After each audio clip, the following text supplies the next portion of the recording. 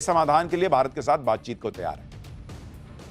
अरे तुम ना बातचीत के लिए तैयार हो, हम थोड़ी तैयार है। नरेंद्र मोदी, प्रधानमंत्री मोदी ने कहा ना कि बात पीओके पे होगी और विदेश मंत्री कह चुके हैं कि हाफिज सईद को कब दोगे और मसूद अजहर को कब दोगे, बताओ उस पर बात करोगे तो आओ कर लो बात।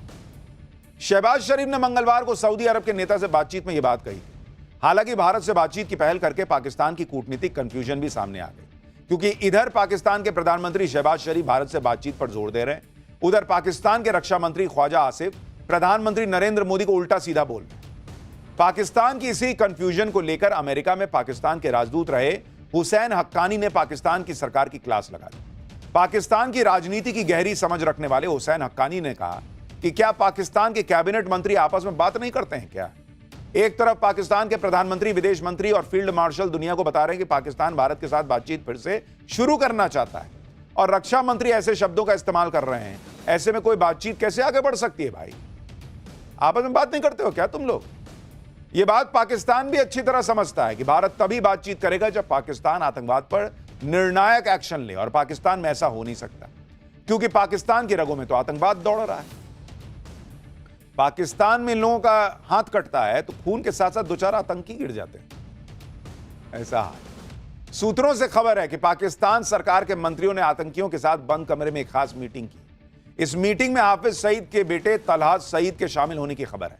पहलगाम हमले का मास्टरमाइंड सैफुल्लाह कसूरी इसमें शामिल था। कार्यक्रम में पाकिस्तान के सूचना मंत्री अताउल्लाह तरार भी मौजूद थे। इन्हें इस बात का खौफ है कि हाफिज सईद हो या मसूद अजहर, ये सारे आतंकी भारत की हिट लिस्ट में है और नरेंद्र मोदी इनका काम कभी भी तमाम करवा सकते हैं।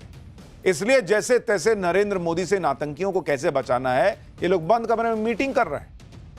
लेकिन पाकिस्तान आतंकियों को जितना शरण दे ले, बचा तो पाएगा नहीं इनको। आप देखिए, आज ही खबर आई है कि भारत ने जम्मू कश्मीर के उधमपुर में जैश के टॉप कमांडर को ठोक डाला है। एनकाउंटर में सुरक्षा बलों ने पाकिस्तान के स्पेशल सर्विसेज ग्रुप यानी एसएसजी की तरफ से ट्रेन टॉप जैश ए मोहम्मद के कमांडर को मार गिराया। अलग अलग रिपोर्ट्स में मारे गए आतंकी की पहचान अब्दुल जब्बार के तौर पर हुई है। उसकी फोटो दिखाइए जरा। यह आतंकी पिछले एक साल से उधमपुर, कठुआ और डोडा में कई आतंकी हमलों का मास्टरमाइंड था। यह था वो जो बैठा हुआ दिख रहा था। आतंकी का कोड नेम मौलवी बताया जा रहा है। जम्मू कश्मीर में लगातार इस तरह अभियान चलाकर आतंकी नेटवर्क को ध्वस्त किया जा रहा है। पाकिस्तान के आतंकियों को भारत ठोकता जा रहा है और भारत की स्मार्ट से बचने के लिए असीम मुनीर कभी ट्रंप के साथ लंच करने जाता है, कभी चीन के साथ मिलकर खेल करने लगता है। लेकिन पाकिस्तान को यह पता नहीं कि अंदर ही अंदर चीन उसी का गेम करने में जुटा हुआ है। पहले ट्रंप ने मुनीर की लंच पर उसकी बेइज्जती की, अब जिनपिंग क्या गेम कर रहे हैं वो आप देखिए कि जब एससीओ की बैठक में एनएसए अजीत डोभाल ने पाकिस्तान के आतंकी चरित्र को बेनकाब किया तो चीन ने भारत का विरोध करने की बजाय समर्थन कर दिया। एससीओ में एनएसए लेवल की मीटिंग में डोभाल ने कहा कि भारत लश्कर तैयबा, जैश ए मोहम्मद, अल-कायदा, आईसिस और उसके सहयोगी प्रतिबंधित आतंकी संगठनों से लगातार खतरे को लेकर बेहद चिंतित है। दुनिया के देशों को आतंकवाद के खिलाफ लड़ाई में दोहरे मापदंड को त्यागने की जरूरत है। सीमा पार आतंकवाद समेत कोई भी आतंकवादी घटना मानवता के विरुद्ध अपराध है। एनएसए अजीत डोभाल ने यह भी कहा कि सीमा पार आतंकवादियों, आतंकी घटनाओं के आयोजकों, वित्त पोषकों और प्रायोजकों को जवाबदेह ठहराने की जरूरत है। एनएसए डोभाल ने बाकायदा आतंकवादी संगठनों के नाम लेकर पाकिस्तान को घेरा, लेकिन फिर भी चीन ने इसे खारिज नहीं किया, बल्कि आतंकवाद पर भारत के स्टैंड को एक तरीके से सपोर्ट किया। और यह हैरानी की बात है क्योंकि यह वो चीन है जो अक्सर आतंकवाद के मुद्दे पर पाकिस्तान की ढाल बन जाता है। यूनाइटेड नेशन में अपनी वीटो पावर का इस्तेमाल करके पाकिस्तानी आतंकवादियों को बचाता रहा है, लेकिन यहां चीन में बैठकर भारत के एनएसए ने पाकिस्तान को धोया और चीन चुपचाप रह गया कि ठीक है, मार रहे हो तो मारो। एक्सपर्ट कह रहे हैं कि चीन ने न्यूट्रल रहकर मैसेज दिया है कि वो अब पाकिस्तान के चक्कर में भारत से रिश्ते नहीं बिगाड़ना चाहता, और जिस तरह पाकिस्तान चीन के बजाय अमेरिका से नजदीकियां बढ़ा रहा है उससे भी चीन चिढ़ा हुआ है। चीन शातिर खिलाड़ी तो है ही है, वो पाकिस्तान को आगे कर देता है, पीछे से अपना काम करवाता है। चीन ने पाकिस्तान को आगे करके भारत को उलझाए रखने की चालें चली तो पाकिस्तान को गुपचुप तरीके से ऐसा हथियार भी दे रहा है जिसकी रेंज अमेरिका तक। इसका खुलासा अमेरिका की खुफिया एजेंसी ने किया है। अमेरिका की मशहूर मैगजीन फॉरेन अफेयर्स की रिपोर्ट में खुलासा हुआ है कि भारत के ऑपरेशन सिंदूर के बाद पाकिस्तान चीन के समर्थन से अपने न्यूक्लियर बेड़े को अपग्रेड करने की कोशिश कर रहा है। पाकिस्तान गुप्त रूप से ऐसी इंटरकॉन्टिनेंटल बैलिस्टिक मिसाइल यानी आईसीबीएम बना रहा है जिसकी रेंज 5500 किलोमीटर है। रिपोर्ट में दावा किया गया है कि पाकिस्तान की बैलिस्टिक मिसाइल सीधे अमेरिका तक हमला कर सकती है, क्योंकि पाकिस्तान जो आईसीबीएम बना रहा है बैलिस्टिक मिसाइल, वो न्यूक्लियर वॉरहेड से लैस होकर 5500 किलोमीटर से ज्यादा की दूरी पर टारगेट को हिट कर सकती है। अब सवाल यह है कि पाकिस्तान अगर ये भारत के लिए बना रहा है तो 5500 किलोमीटर का है भाई, भारत इतना दूर तो है नहीं, अमेरिका तक की रेंज क्यों चाहिए? चीन के कहने पे फोड़ दोगे क्या जी? तो ये तो ट्रंप को देखना चाहिए कि इसको खिलाए थे बिरयानी बुला के और ऑर्डर दिए थे कि मारेंगे ईरान को, तुम्हारे यहां से घुस के चुप रहना। वो देखिए क्या कर रहा है। पाकिस्तान को अमेरिका तक मार करने वाली बैलिस्टिक मिसाइल बनाने में चीन का पूरा सपोर्ट भी मिल रहा है। पाकिस्तान के रक्षा मंत्री ख्वाजा आसिफ खुद कबूल कर चुके हैं कि पाकिस्तान और चीन मिसाइल प्रोग्राम पर साथ काम कर रहे हैं। पाकिस्तान हमेशा से कहता रहा है कि उसका परमाणु कार्यक्रम सिर्फ भारत को रोकने के और पाकिस्तान का फोकस कम और मध्यम दूरी की मिसाइलें बनाने पर। अभी पाकिस्तान के पास कोई इंटरकॉन्टिनेंटल बैलिस्टिक मिसाइल नहीं है।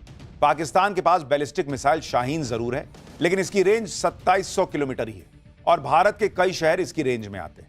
लेकिन अमेरिकी रिपोर्ट में दावा किया गया है कि आईसीबीएम विकसित करके पाकिस्तान अमेरिका को अपने परमाणु हथियारों को खत्म करने से रोकना चाहता है। पाकिस्तान चाहता है कि अगर भारत और पाकिस्तान के बीच फिर से लड़ाई होती है तो अमेरिका भारत की तरफ से हस्तक्षेप न करे, और इसलिए भाई तूफानी काम करने पर आए।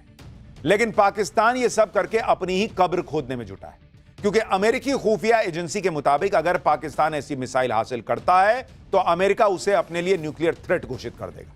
परमाणु हथियार रखने वाला कोई भी देश जिससे अमेरिका को खतरा महसूस होता है उसे America nuclear threat country declare कर देता है।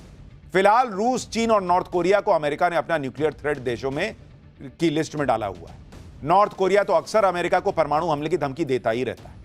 अब सवाल यह है कि इस लिस्ट में क्या अगला नंबर पाकिस्तान का जुड़ने वाला है?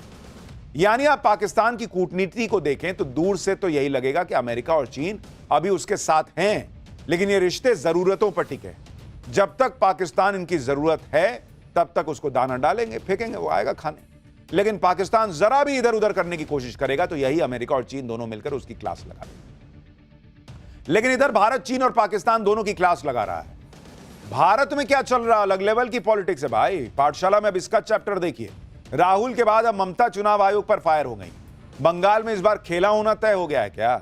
मोदी की लगातार जीत से ममता घबराई, एनआरसी वाला कार्ड निकालकर कहां से लाई, अब इसका चैप्टर खोल रहा हूं। बंगाल में अगले साल विधानसभा चुनाव है और जिस तरह से पीएम मोदी लगातार चुनाव जीत रहे हैं उससे ममता बनर्जी को अपना गढ़ खतरे में दिख रहा है, और शायद इसी वजह से आज वो अचानक से एनआरसी चिल्लाने लगी। ममता बनर्जी ने एनआरसी का कार्ड खेलने के लिए चुनाव आयोग को निशाने पर ले लिया। ममता बनर्जी ने आरोप लगाया कि चुनाव आयोग बैकडोर से एनआरसी लागू करने की कोशिश कर रहा है। चुनाव आयोग एनआरसी लागू कर रहा है। अब कहां चुनाव आयोग, कहां एनआरसी? मतलब ममता बनर्जी के हिसाब से वो कह रही हैं कि जो ड्राइवर है वो किचन में खाना बनाने जा रहा है। अरे भाई, ड्राइवर का काम गाड़ी चलाना है, कुक का काम खाना बनाना है।